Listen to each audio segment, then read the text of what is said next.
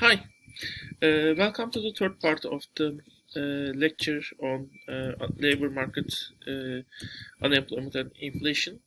Well, this lecture is part of the lecture series of the introduction uh, to the economics course of Middle Technical University, Northern Cyprus campus. And we last time we have looked at CPI and we have basically seen well major expenses that are contributing to the CPI basket in Turkey and in the United States. And now we will see in a very basic sense how basically the CPI is calculated. Of course, note that actually this calculation is done for many more goods, not three of them. But let's assume we have three goods: bread, books, and gasoline. And let's say the price of the bread, book, and gasoline are like the ones that like it is stated here. So 10, 5, 40 for 2005 and 40 for 2012. And when we come to the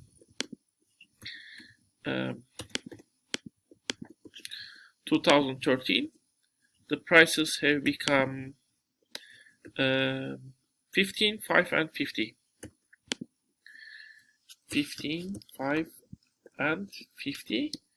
Well, as you have seen, there's a significant increase in the price of bread. It has increased 50%. A little increase in the price of gasoline in this case, which is equal to 25%. And the price of books have remained the same. Now, here is the point. We need to calculate the expenses of a typical consumer in 2012 and 2013. But to do that, we need to fix quantities. And in actual case, of course, this is done through research, or if you want to manipulate, of course, you might do also a little manipulation. Not too obvious ones, but a little manipulation. But for now, let's take it from this example.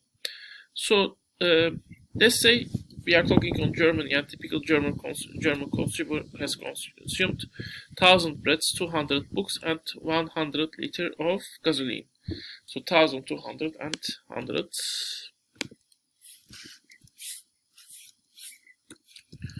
Well, the rest is straightforward. Basically, you multiply the price with the quantity. And look to the expenses of every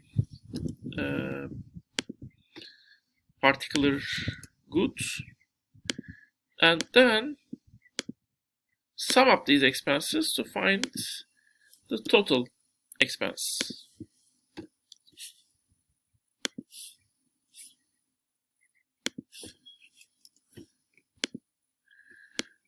Okay, and then what you basically do is you subtract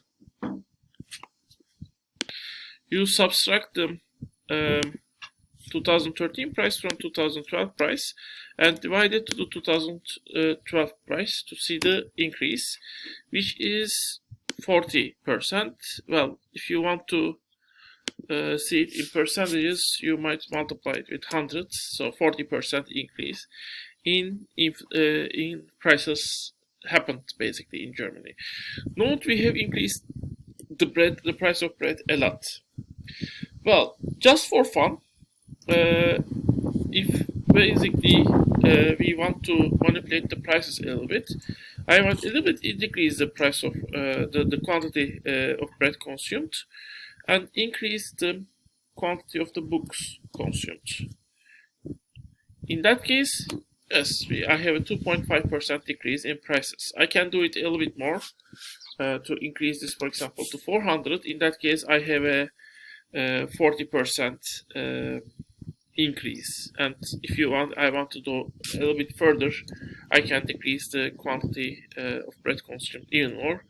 So by doing these manipulations, now I have the quantities 750 for bread, 400 for books, and 100 for gasoline. And as you have seen, my inflation rate has decreased from 40% to 35.1%. My CPI, basically. So this is how we calculate CPI. Well, there are two main alternative measures. One is PPI, this Producer Price Index, and just like CPI, you actually now create a basket of goods that are and services that are used by a typical producer now, not consumer but producer, and then calculate in the same fashion the percentage change in the of the cost of the total cost of the basket between two different years, and you calculate inflation, PPI inflation in that way. A third alternative is GDP deflator, where basically you take the whole GDP and then calculate the price changes using that all products basically. Well, there of course you have a problem. The problem is the goods, the composition of goods, of course, have changed between 1 year and the other year. Even if there is no growth, probably some people produce less, some industries produce less, some industries produce more. So you should define which year's production you take as your, let's say, the big basket in this case. So that's the problem with the potential problem with the GDP deflator. It's usually not used that much, although you can see its value if you want to look. As I said, usually CPI and PPI, the PPI is less popular than CPI, but more popular than GDP deflator. And usually PPI is told as, it's called TEFE, by the way. So the main, the PPI is usually told as the forerunner of the CPI, which basically means that if the producers, the cost of producers' input is increasing, probably in future, next year maybe, the consumer prices will also increase. I'm sorry, actually, PPI is not exactly TEFE. TEFE is toptan eşya fiyat index. It's mainly the cost of the products bought by the sellers, like supermarkets. You have also UFE, which is üretici fiyat indeksi in Turkey. So you have another index in that case. So we have TEFE, TÜFE, and UFE in Turkey. So TÜFE is CPI, UFE is PPI. So let's go down. Now we can start with the unemployment. This is we are done with the definitions of inflation. In case of unemployment, the definition might be in some cases a little bit confusing. It is the unemployment rate doesn't include all people not working. In order to be unemployed, people need to be looking for a job.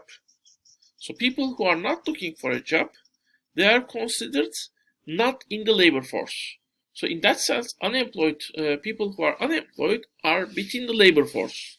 That's why I always tend to use the word when I'm talking about unemployed people as unemployed workers. Since they are looking for a job, they are workers. They are workers who are not employed at that time. Well, this is one major group that is not inside of the labor force, and there's a critique of that decision. The second thing is, of course, the job the worker is taking should be, and the work the worker is doing should be a paid job. So volunteers are still not in the workforce unless they are looking for a paid job. In that case, they are unemployed. The mothers, for example, are not in the workforce. In some cases, the people who are basically producing in the farm and basically consuming what they produce, they might be sometimes considered employed. This is an exception in that case. And at the same time, if you are working just for 1 hour a week, you will be considered employed. So if you are working for 1 hour a week, but also looking at a job, maybe an additional job even, to work more, or a full-time job, in which case, if you find that job, you will quit from this 1 hour job, still, you will be considered as an employed person. In that case, you are not unemployed. So just looking for a job doesn't make a person unemployed. So these are the definitions. These are kind of... this is basically the definition of the unemployed people. And unemployment rate is basically you divide the total number of unemployed people according to this definition to the total labor force, which consists of employed people plus unemployed people. Well, there's another indicator which is called labor force participation rate. There actually you divide the total number of the total number of people in the labor force to the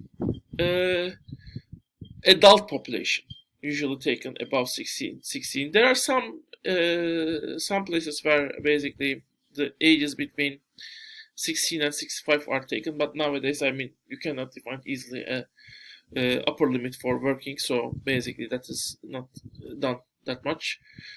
So basically adult population is taken, so you divide the total number of the people in the workforce to the adult population.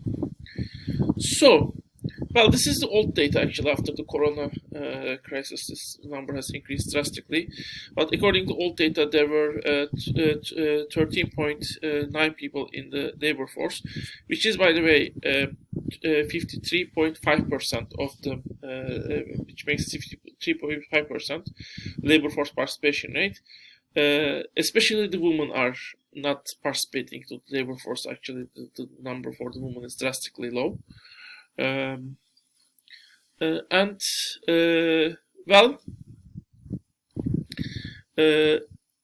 the unemployed people were 3.7 million, and the unemployment rate was 11%.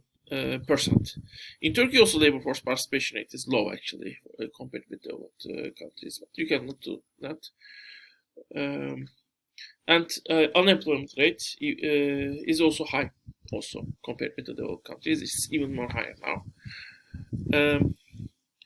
So, who is outside of the labor force? Well, people who might have other income sources. Retirement income is another one example. Interest, profit, rent is another example. If you have an outside income source, you might decide not to work. Basically, this is a possibility. Retired people who are at the college, some of the people in the college might work, but a significant number doesn't work, are also outside of the labor force. We are not counting children because we already have counted only the adult population. One specific group is who's outside of the labor force is called discouraged workers. As I said, I have already talked about that. They are they can find jobs. But after a long attempt of finding a job, they think they cannot find a job anymore because, I mean, again, you try your chance, you fail. You try your chance to find a job, make an interview, you fail, and you do it many times, and in the end, you think, I mean, your chance of finding a job is almost zero. So the cost you don't want to pay the cost of the search process anymore. So that makes people discouraged workers. So they are still counted by the workers according to this definition, because if they were able to find a job, they would work, but they have just quit job search process in this case. So next we will see the two critiques of the unemployment, and then we will come to the natural rate of unemployment case. But we will do that in the next part. So see you in the next part.